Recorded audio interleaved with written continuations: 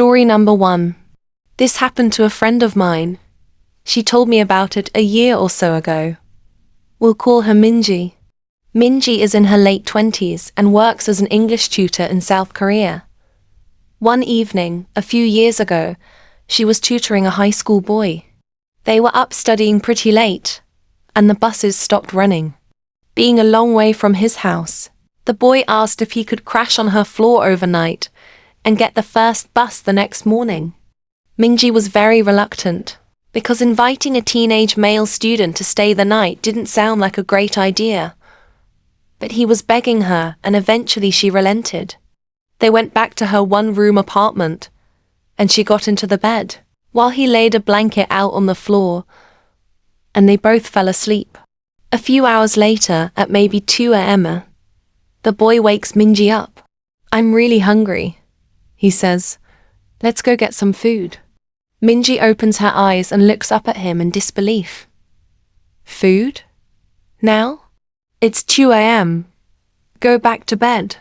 But the student insists, "No, I'm so hungry. Let's eat something now." She tells him that there's some ramen in the kitchen, and he can fix himself some. This doesn't satisfy him. He doesn't want ramen. "There's a 24-hour place just down the road. Let's go there." Eventually, after several minutes of persuasion, the boy gets Minji to come with him to the restaurant. They leave the apartment and head out. As soon as they're on the street, the boy turns to Minji and says, "I'm not hungry.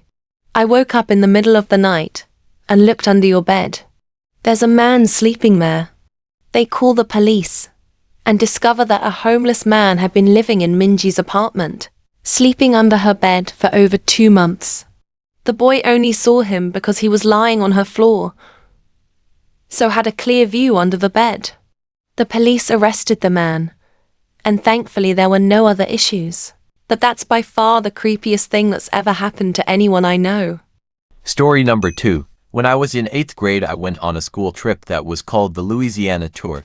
It was mostly going around to significant sites in South Louisiana.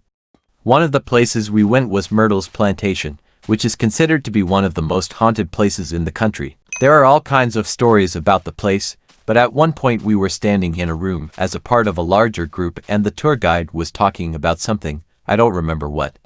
As I'm standing there, I start to hear what sounds like someone hitting a piano key. After I heard it a couple of times, I started to look around for the source of the noise.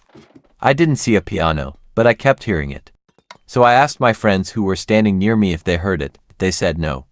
When I heard it again, I said there is it again and that they must have heard it. They thought I was crazy. So I went back to looking around the room. Everyone's eyes were on the tour guide except for one woman. She caught my eye and pointed at me and then at her ear with a questioning look. I realized she was asking if I heard it too, and I nodded. At this point, the tour guide starts telling a story about a soldier who had died there and that he played the piano and multiple guests had reported hearing him playing in the night. I honestly didn't know what to think. I guess I still don't.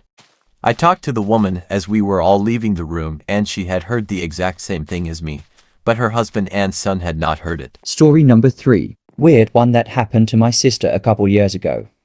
Background info.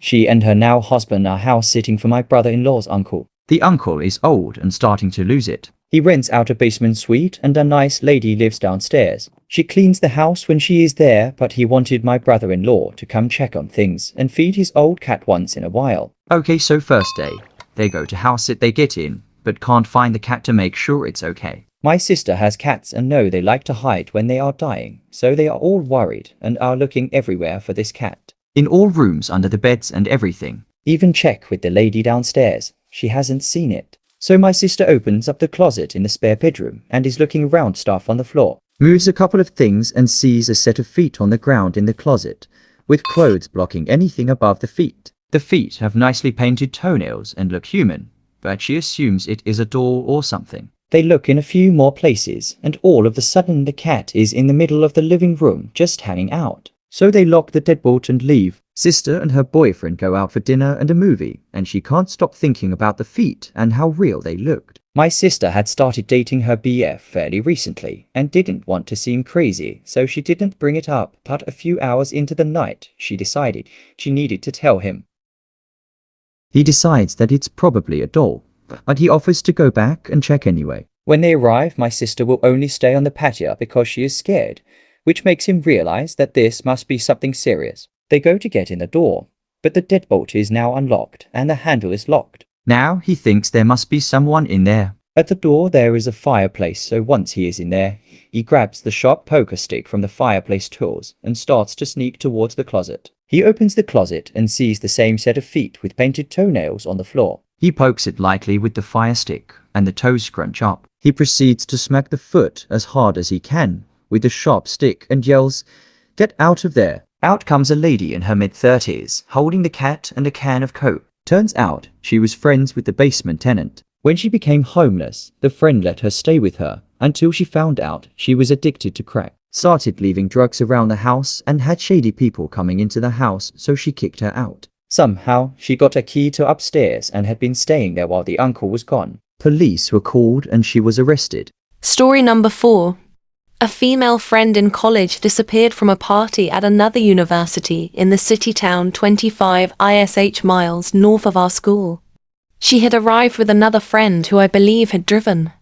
At some point, she split off to play cornhole or something and was later inexplicably gone. Phone calls went to voicemail. Police were called, that she was simply missing. About 10 days later, she was found by a homeless man who witnessed her crawling up to a bus stop in the city, begging for help. She had broken a leg and an arm and was in very bad shape.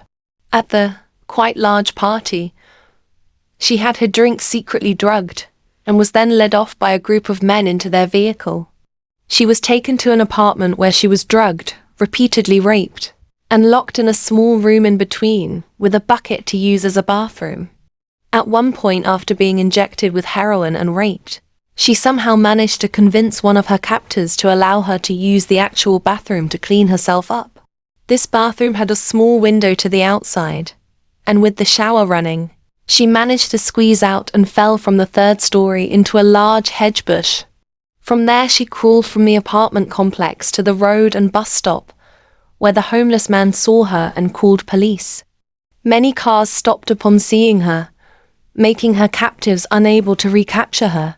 3 men were later arrested for the crime after surveillance cameras allowed police to locate the apartment, which she jumped from.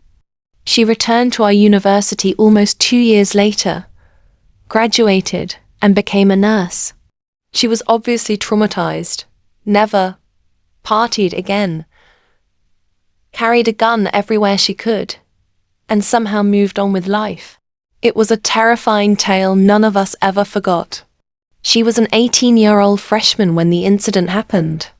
Story number 5. I have lots of stories. For now I'll share the one from when I was 10 and on a field trip. So I grew up in Northern Virginia, and we had plenty of battlefields and such to visit for school field trips. In 5th grade, my class went to the Belle Grove Plantation, which was at Cedar Creek Battlefield. Cool house, still has damage to her columns from gunfire from the battle. Anyhow, my class was in the kitchen of the plantation, listening to the tour lady talk about whatever is you'd tell a bunch of 10-year-olds about plantation life. There are these big double doors on each side of the room, and they are open. And then we hear humming coming from outside. The teacher's aide, who I'll call Bulldog 'cause she looked like one, told us that whoever was humming to knock it off. But that's the thing, it wasn't any of us, and it was coming from outside. Bulldog goes out one side of the kitchen, comes back in and goes out the side that leads to the garden.